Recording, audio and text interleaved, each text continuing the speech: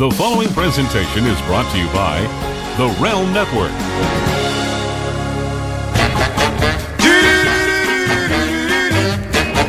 Chicken head, chicken feet, chicken necks is all I eat. Hello, everybody, and welcome to a bucket full of chicken necks. It's Wednesday morning. I'm Vince Russo. It feels like weeks since I've been on here with a bucket necks, but that's kind of how it feels when you leave the country.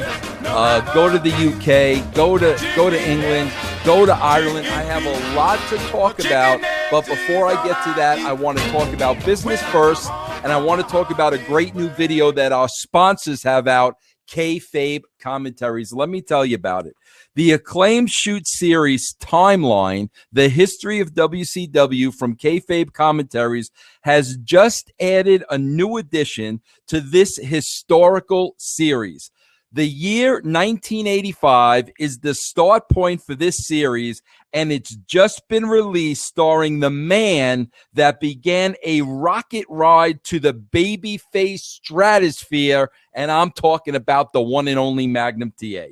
Before taking on the identity of WCW, Jim Crockett Promotions would get great national exposure on WTBS after buying the slot from Vince McMahon for $1 million.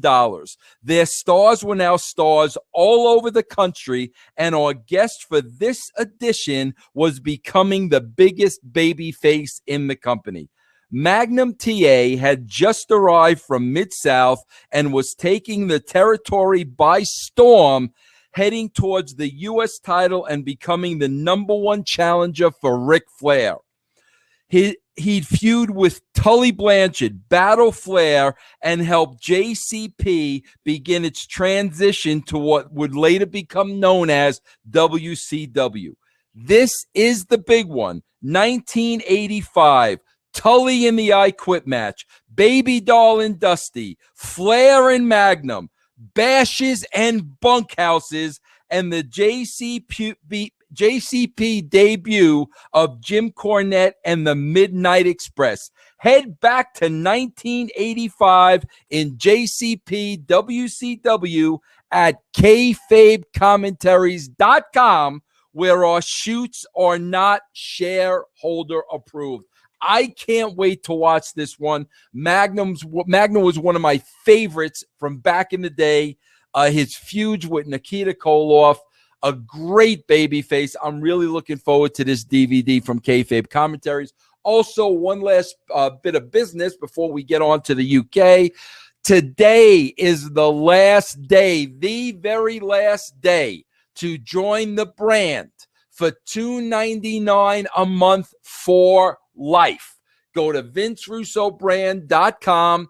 The code word is brand. You could see that all at the bottom. This is the very last day. We go up to the regular price tomorrow. Let me tell you about my trip to the UK, England, Ireland. There's a lot I want to talk about. Listen, if I stumble over my words a little bit today, I'm just going to be honest with you. I'm tired. The journey home alone yesterday, from the time I left my hotel room to the time I stepped in my house here in Colorado, it was literally a 20-hour journey. I wanted to make sure I got up first thing today so I could get you this content as early as possible. So, if I'm a little, bumble dizzy, just please forgive me. I'm kind of waking up. So I left for the UK. God, I really have to think and remember now. Today is Wednesday. I think I left for the UK Friday night. And I think I had a night flight at about 9 o'clock. Listen, here's the one thing. I got to say this off the bat about airlines, which I do not understand. First of all, I've said this many a time. I'm not a fan of flying. I'm not going to sit here and say I'm afraid of flying and I have a fear of flying, because I don't. That's not the case. But I'd rather not fly. When I think of being in a metal box, 35,000 feet in the air, it kind of freaks me out a little. So I'm not a big fan of flying, but I don't fear flying. But I got to the airport ready to go. Immediately I have an 8:50 flight. It's delayed to 10:15. So, immediately I got to kill another hour and a half at the airport. But here's the thing that I don't understand. I'm going to adjust my camera here a little bit so the top of my head isn't cut off. Here's the one thing that I don't understand with airlines. We don't need to know why a flight is delayed. Or if a flight is delayed, like, just give us some lame excuse. Right off the bat, U.S. Airways, I guess it was British Airways because I was going there.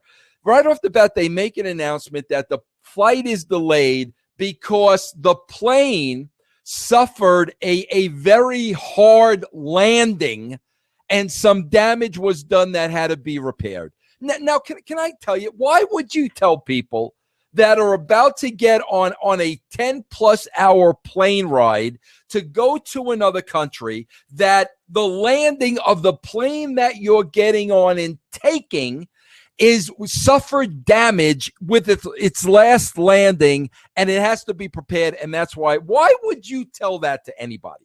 I don't understand that at all. We don't need to know why the plane is delayed. We don't need to know that they had a problem with the planning, because now you got to ask, what was the plane sufficiently fixed? What is the same pilot going to be driving me across the pond, 10, 12 hours to another country? This is what starts going through your mind. We don't need to know why the plane is delayed. Please save us the trouble. Now, I don't have a handy. I'll show you next time. So I land in the UK. I get picked up by the, that Harry Potter dude. His name is Aaron, picks me up at the airport.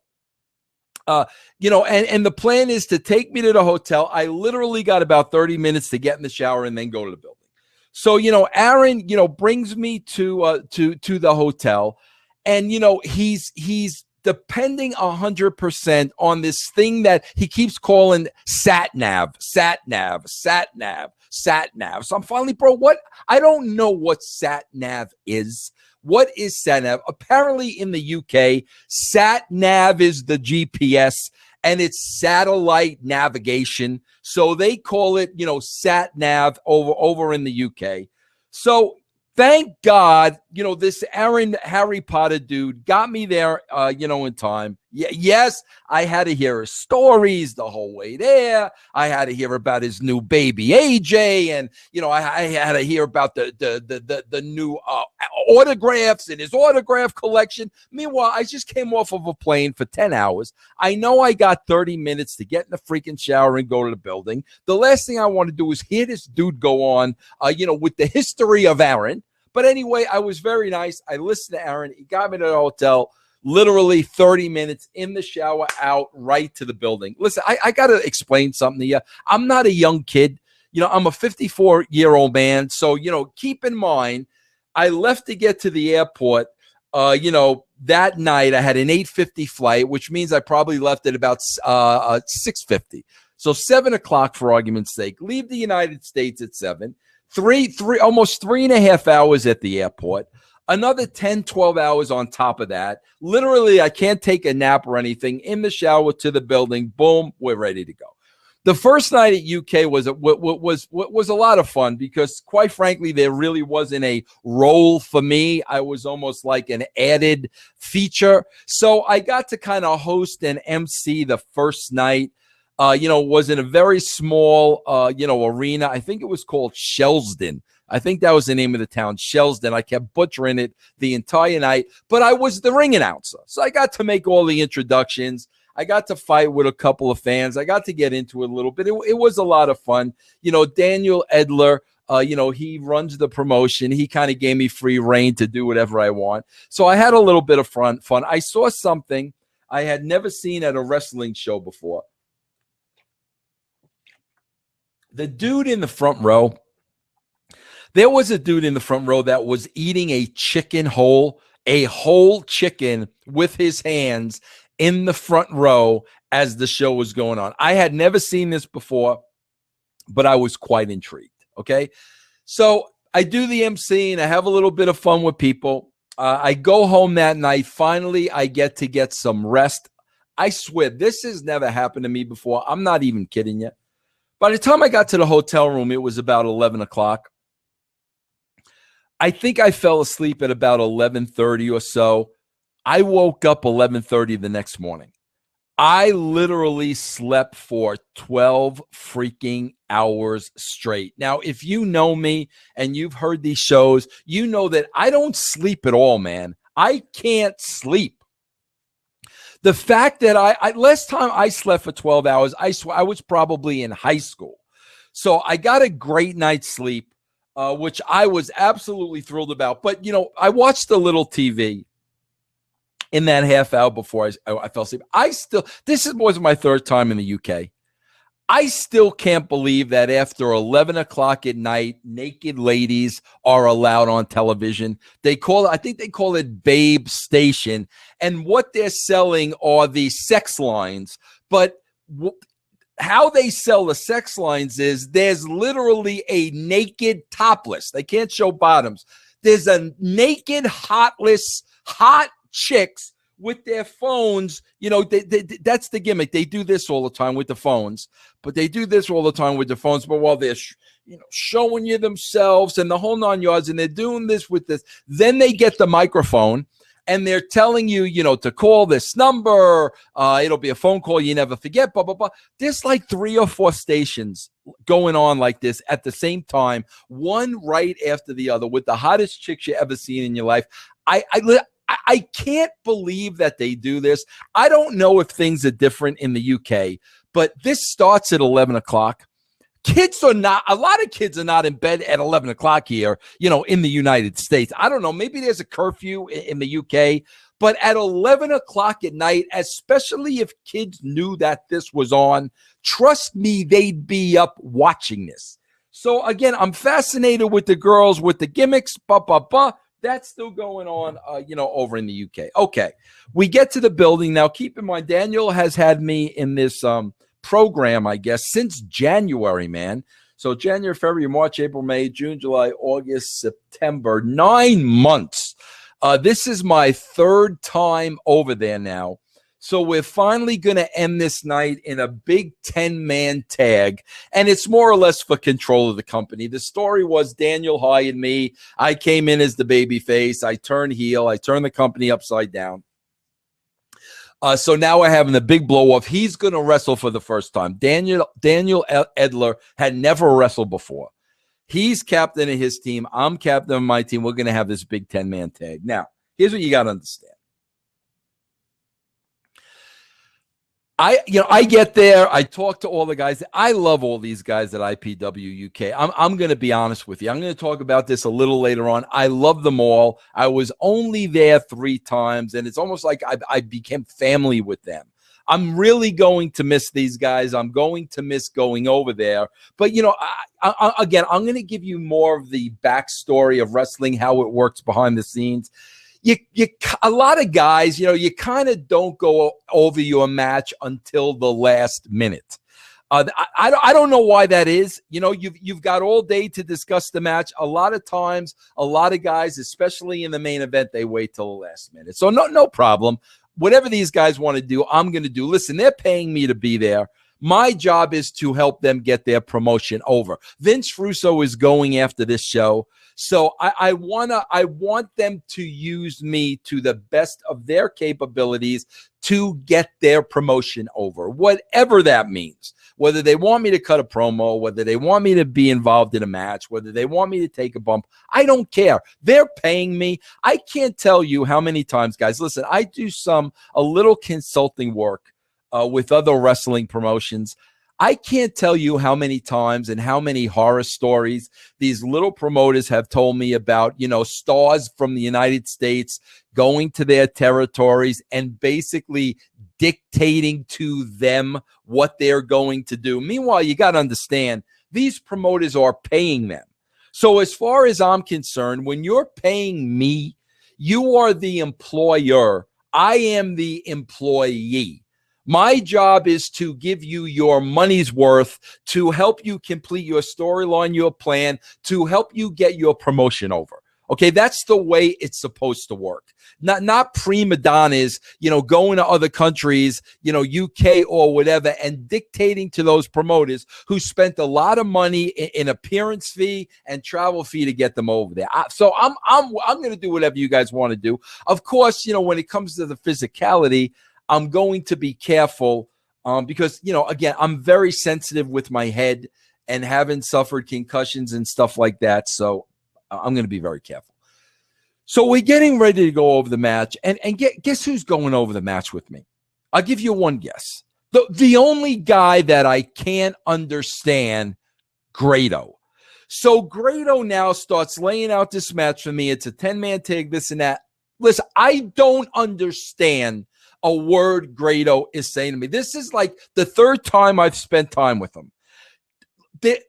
The Scottish accent is nothing compared to a London accent. It's nothing compared to an Ireland accent. I don't understand what he's saying. Here's the problem. They use words you don't know, and they talk a mile a freaking minute. And they have these sayings. I still don't know what they mean. So I got to stop Grado 97 times and say, Grado, talk English. Grado can go into a New York English accent like this. I mean, literally, you would believe he's from New York. So I'm like, talk to me in the New York accent. Tell me what you want. So Grado lays out the match. Another wrestler, Jimmy Havoc. The fact that Jimmy Havoc is not a star in the United States tells you how clueless that a lot of people in charge are. This guy is an unbelievable character, athlete over in the UK. Just phenomenal. His name is Jimmy Havoc. But he's kind of like the elder statesman. So he came over, he chimed in, he laid out the whole match. Grado tells me when all is said and done, he's going to hit me with his finish. So I'm like, what's the finish, Grado? He tells me it's like, Randy Orton's finish, and he kind of like, tells me how to take it. But he tells me in 5 seconds, and I don't understand what he's saying. We don't rehearse the spot. We don't go over the spot. And I'll tell you why. I got some emails from a couple of idiots saying it was the worst cutter they ever saw. Linda McMahon took a better bump. Let me explain something to you, to you Nimrods. I am not a wrestler, and my role is I am not a wrestler. So I'm not supposed to know how to take the spot. I'm not supposed to go over how to take the spot because it is supposed to look like a train wreck. Maybe that's a little too hard for people to understand. I had Flair on the interview, this past Monday, and even Flair said he was in a wrestling match with Bischoff. Bischoff wanted it to be a wrestling match, and Flair thought that was ridiculous. That's why when he had the match with me, he said it in his interview, we didn't go over too much because I wouldn't have known how to wrestle, which is how you do it. I don't know how to wrestle, so it's not going to look pretty. So anyway, Grado shows me what he's going to do. I said, okay, no problem. So we have our match. I got to tell you guys something about why I love this UK wrestling and why I love it over United States wrestling right now. Okay, the British wrestling are there to 100% entertain the crowd. From the beginning time the wrestlers go out there, they're talking to the crowd, they're talking to the ref, they're talking to their opponents. Everybody's involved in this. It's 100% entertainment. I love it. It's phenomenal. It's a lot of fun. I literally blew myself up in the match just getting into it with the referee for 15 straight minutes, with the calls he was blowing. He was slow on the 3 count, the whole 9 yards, but it's a show. You turn around, you talk to the fans. The wrestlers are taunting their opponents. It's phenomenal. I love this thing. So finally, we get to the end of this thing, and all of a sudden, it's an elimination tag, and I'm left there alone. All my team has been eliminated. The good news is that Grado's down selling. So I go over to Grado. I drop a phenomenal elbow on Grado. There's not footage of that online, but it was a phenomenal elbow. I drop an elbow on Grado. I start slapping him around, start taunting him. Then now I turn to the crowd. I ask them, how's their Grado now? I could hear the crowd popping. I turn around, boom, I go right into Grado's cutter. Grado covers me 1, 2, 3. Beautiful. So now Grado told me in the back that I think, we should end this on a good note. And I think, after the 1, 2, 3, you lay, you sell. He goes, I'll help you up. And I think, we should dance. Because that's Grado. Part of Grado's charisma is he comes out to Madonna. It's an unbelievable entrance. It's the most entertaining entrance I ever seen. He says, I think we should dance together. So I said, all right, Grado, no problem. Whatever, again, bro, whatever you guys want to do. I'm not going to be here next time. Use me however you want. So we go through this whole thing. Grado wants to help me up. I don't trust him. He wants to help me up. I don't trust him. Finally helps me up. And we're going to dance together. Now, as he's helping me up, Grado's giving me the Iggy and telling me, when we're done dancing, I think I should hit you with the finish again. And I thought that was a great idea. I'll be honest with you. I'm the heel. He beats me. The fans pop. They know it's my last time there, on my way out. So we dance. They'll give me a baby face reaction, but then Grado will swerve it again and drop me on my head. So Grado helps me up. I get into the little dance with Grado. I do a cartwheel with Grado. Finally, Grado hits me with the finish for a second time. I go down again. I sell. I go back to the locker room. We get the whole, na, hey, goodbye from the people. I kind of pull my pants down to expose my underwear, told them to kiss my backside and left. Okay. Here's the part of the match I left out.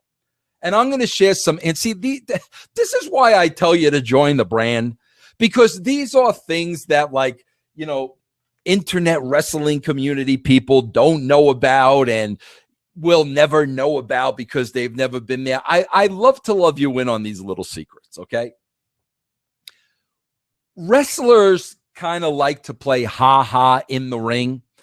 And a lot of times what they'll do, and look for this, it happens once in a while. When they pin their opponent, a lot of times they'll grab your balls or they'll flick you in the balls or they'll do something, just to play ha-ha with you because there's nothing you could do.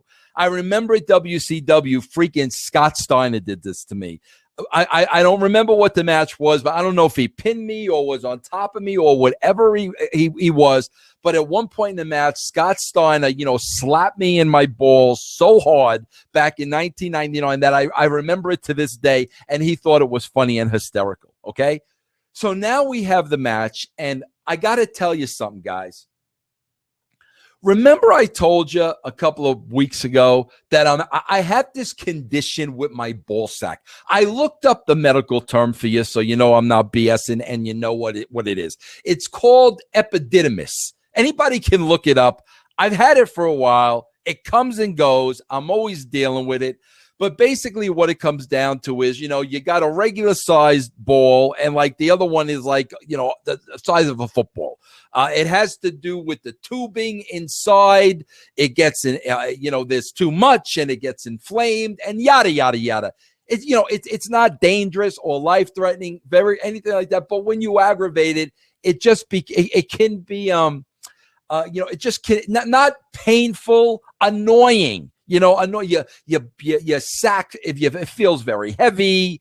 You got to go to the bathroom a lot. It's a big pain in the neck. Okay. And it comes and goes. So I went there with the UK and I was still dealing with this because when it comes, it's there for a while. Right.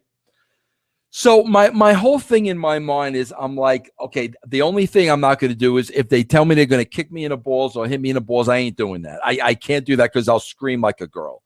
So, that never gets brought up. Grado just says he's going to hit me with the finisher. So we have the match. Grado hits me with the finisher. He's laying on top of me for the 3 count. And what's he do? he starts slapping my balls about 3, 4, 5 freaking times like this, okay? The footage is online. You might be able to see it. I thought I was going to scream like a biatch, like a woman. The pain I was in with Grado slapping me in the balls was unbelievable. So I brought him in the back and I explained to him, bro, I got this condition going on right now. That could have been the worst thing you could ever did. Grado apologized 10 times over for hitting me in my nutsack, but he didn't know it. I got over it. I'm okay, but I thought it was funny. But that's a little thing that wrestlers do. That your wrestling historians probably would not know because they've never been in a ring, in a match with a wrestler. But anyway, I came out of that okay. So now, I go out, I eat dinner with everybody, I say my goodbye. I was sad, guys. I really was. I was a little torn up leaving these guys. I mean, these guys really grew on me. I have to tell you guys this. A group like IPW UK was the reason why I got into wrestling. All these guys with these hopes and these dreams of wanting to become wrestlers, they're all on the same page. They all work hand in hand with the promoter. There are no egos. There are no agendas. There are no politics. It's kind of like wrestling in its purest form. Then, if you're somebody like me and you had the opportunity to go to WWE, WCW, TNA, and I'm just going to say it, sorry, some of the assholes you work with and the politics, it takes all the fun out of it.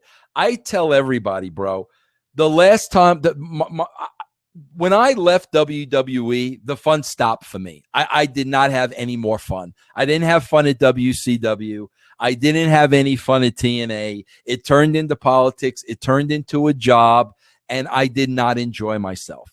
When I go back now, when I get to work with these little indie promotions, I realize where my love for the wrestling business was and why I got into it in the first place, and it's alive and well in indie wrestling. So, I said my goodbyes. I'm going to really miss these guys. The program is finished. It's time to move on. So I go back to my hotel room, and, I have a couple of hours that I'm able to sleep. I got to leave at the crack of dawn. I got to go to Dublin, Ireland. So, I do that. I get some sleep in the hotel rooms. I leave for Dublin the next day.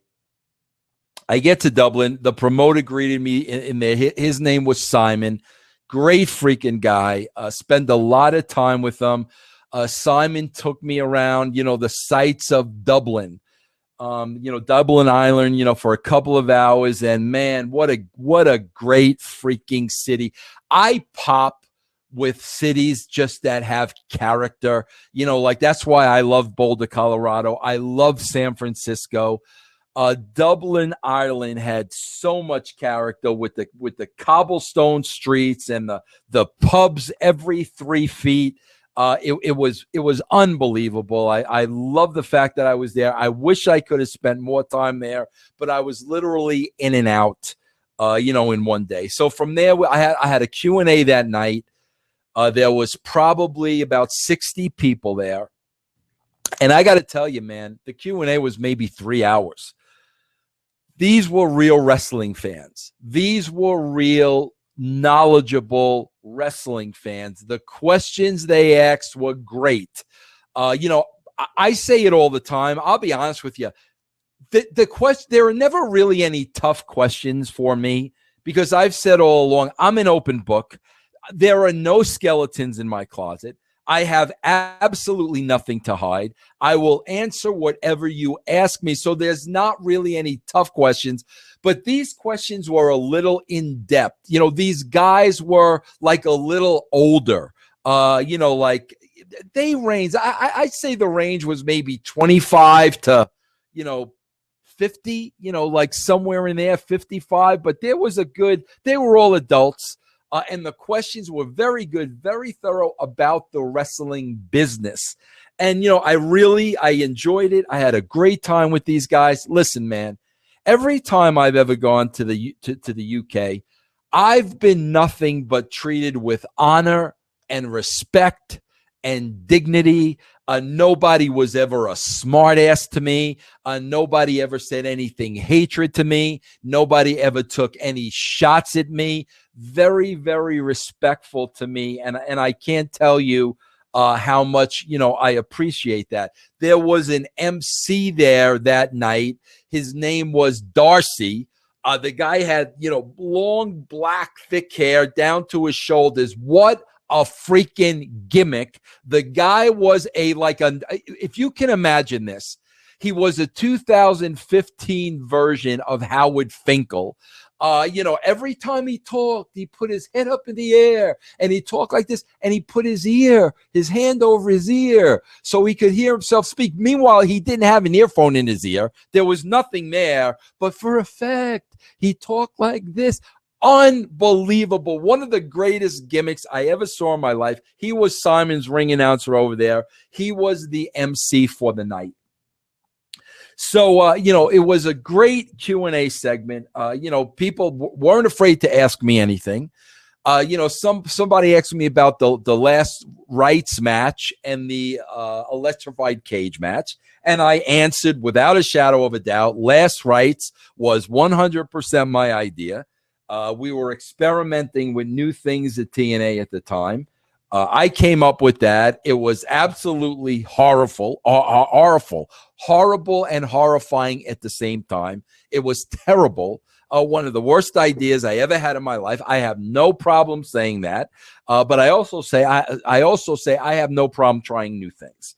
All mine, 100%. Electrified cage was not mine, 100%. When I had just gone back to TNA, the match was already booked between Jeff and Dutch, and I just went along with it, and somehow, that turned into my match. I had nothing to do with that match. Last Rights was all my match. But very great. I had a great time, with these guys over there in Dublin. Literally had a couple of hours of sleep that night, 20-hour journey yesterday, leaving Dublin and getting home to Denver. And here I am literally just a couple of hours later, talking to you here, on Bucket Full of Chicken Necks. There's something like I want to talk about, and it's really sad. It really is sad. From my point of view, I'm a kind of guy that I am very, very, very loyal to people I follow, to things that entertain me, from TV shows to movie stars to musicians, to friends. I am very, very, very, very loyal. To baseball. I've been a loyal baseball fan since I'm about 8 years old. To the Giants, to Kiss, Journey. I'm a very loyal guy. And once you have my loyalty, man, it's almost impossible to break it. Literally, you'd have to really do something bad to me to break that loyalty and not have me support you anymore. That's part of the Italian heritage type of thing. So when I get into something, when I start enjoying something, I'm very, very, very, very loyal to it. I got to tell you, man, when I went over to the UK and the time I spent, in London, with the IPW, and then the time I spent, with the fans from Dublin, and I really, really enjoyed myself when I was there. I really enjoyed the atmosphere. I enjoyed the fans. I enjoyed the people. I enjoyed the entertainment aspect of it. I enjoyed there was no hatred, no hateful feelings. I enjoyed all of that. And while I was over there, it really made me realize how much I don't enjoy wrestling as a whole and as an industry and as a lot of the people involved over here. And that is sad to say. For me to say after all this time, I am not a fan of professional wrestling and what's going on over here in the United States is really sad for me. And listen, man, there's been a lot of changes in baseball over the years. There's been a lot of changes with, the San Francisco Giants. There's been a lot of changes and lineup changes with KISS. Things change and things evolve, but I always stay loyal to my brands. I'm not a fan of wrestling. Over here, compared to what I just experienced over the last 3 days, is not fun for me. And I'm going to be honest with you. I'm tired of listening to Jim Cornette. I'm tired of the arrogance of Eric Bischoff. I'm tired of the arrogance of Vince McMahon. I'm tired of the arrogance of the WWE. I'm tired of the arrogance of the internet wrestling community. I'm tired of all the hatred and the negativity. And on top of that, I am not a fan of the wrestling product currently in the United States. I told my wife yesterday, and this is a shoot. If I would have experienced this wrestling that is going on today back when I was introduced to wrestling in like 72 and 73, I would not have been a fan of that. I would have never been a wrestling fan. If somebody would have showed me this product back in 1973, I would not have been a fan of the product. The wrestling that I experienced as a child in my 20s, in my 30s, up until, 2000 is not what's happening today. And what's happening today, I am just not a fan of. And there are so many more negatives than positives that at times, I'm not going to lie to you, it's very difficult for me to do this job. It's very difficult for me to, keep the brand going and be enthusiastic about what's going on. It becomes very, very, very difficult at times. Then I see, because it was tweeted to me. I didn't go look for it, but, the rating from Monday night, I guess, was a 2.33. And the rating continues to go down. So that kind of tells me it's not just me. There are a lot of people like me out there that really once enjoyed the genre of professional wrestling and are no longer enjoying it anymore. Like again, when you look at, the audience at 2000 compared to the audience today, where has everybody gone? It's not the same business. And that's why when I read more and more of the fans today and the people that love it and the people that love NXT and think NXT is great, I'm starting to understand there's no way that that fan base could have possibly seen what I saw. The early days of WrestleMania, Georgia Southern Wrestling with Gordon Soley, the Macho Man Randy Savage years, during that time, leading into the Attitude Era, the NWO, the Monday Night Wars, they could not have experienced that to think that today's product is good. They just couldn't have. And the more and more I see what's happening today, the more and more I understand that. The thing that is most confusing to me out of anything is the fact that it is proven over years and over time and through ratings that people tuned into wrestling because of the entertainment factor. That's what they love, the entertainment, the storylines. That tells you why the WWE keeps needing to bring back people from the past, because those people were over. It gives them a shot in the arm. It boosts the ratings. Kane is back.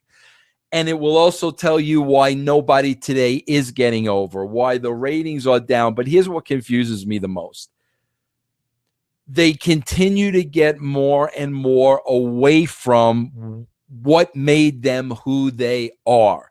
They get away from the entertainment. They get away from the spectacle. They get away from the spectacular, and they're becoming more and more wrestling. And they're trying to convince people that these choreographed fights are real when nobody believes that anymore. So in doing so, what you're trying to compare yourself to almost is a UFC that has basically taken the whole pay-per-view market, but now you got a fake fight trying to compete with a real fight. And if I'm a consumer, why am I going to pay for a fake fight when I could see a real one?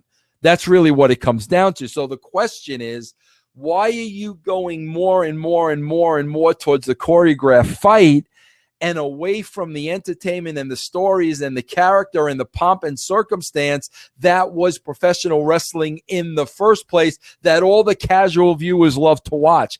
Everybody loved wrestling for what it is. We loved Damien. We loved Jake the Snake Roberts. We loved the Bulldogs, Matilda. We loved we loved Junkyard Dog. We loved Savage. We loved Virgil and DiBiase making the little kid dribble the basketball. We loved the Attitude Era. We loved Austin driving the beer truck. We loved DX going to WCW. We loved all that.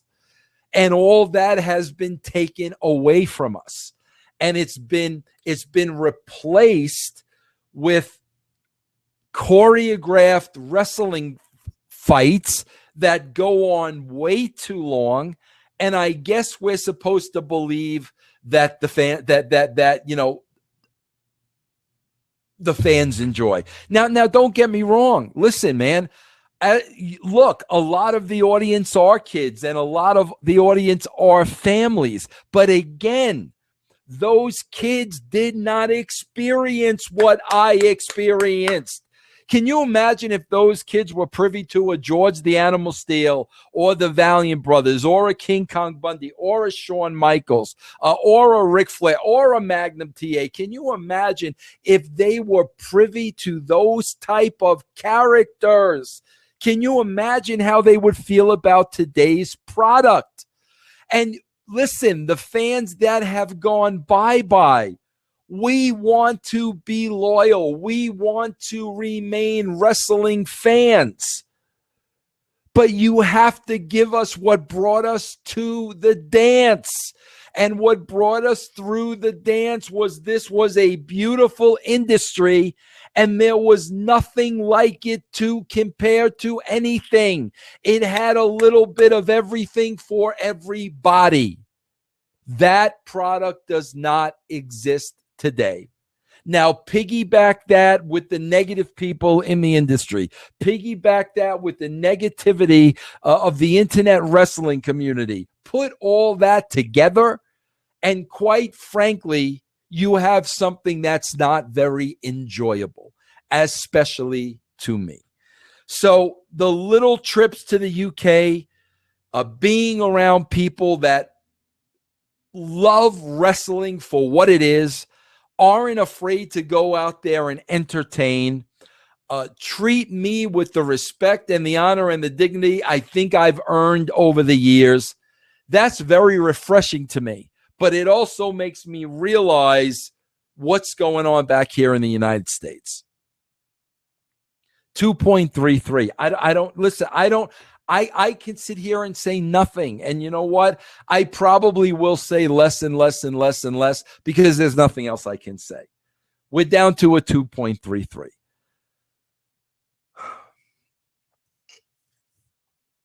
So there you have it, guys. Listen, I want to thank everybody. The last month, we had a huge increase, in membership, with the special. I want to thank everybody for that. Like I've said this a million times, man, you support me. You help me pay my bills. And, for that, I am forever grateful. I'm going to always give you the best Vince Russo I possibly can. But, I will say this again, without those supporters, I can't do what I do. And myself and my family are very, very, very thankful. So listen, that's it. Tomorrow, there'll be an interview up with the Pope, D'Angelo De Niro, one of my personal favorites. That'll be on the Swerve tomorrow. Tomorrow, I will shoot Lions, Tigers, Bears, and anything but freaking wrestling with Jeff Lane. I'm headed out to New York on Friday. I'm going to be there over the weekend to work some convention in New Jersey. I'll be buddying up with my buddy Vampiro. I'm sure I'll have 1,000 Vampiro stories to tell you when I get back. I'm looking forward to going home, going to New York, New Jersey area. I hope you come out and see me. But again, everybody, just thank you for everything. I appreciate you more than you will ever know. Have a fantastic day. The people want to hear from me, Rob Van Dam. Timeline, the history of ECW, the series that retells hardcore history, presents Rob Van Dam, covering 1999. I looked at WWE as a sellout. Like, I didn't want to go there. This no-holds-barred interview with superstar RVD reveals all about ECW in 99. Okay, drank it with a beer. What was that? He said, morphine. This and more spellbinding editions of the series available at shootinterviews.com.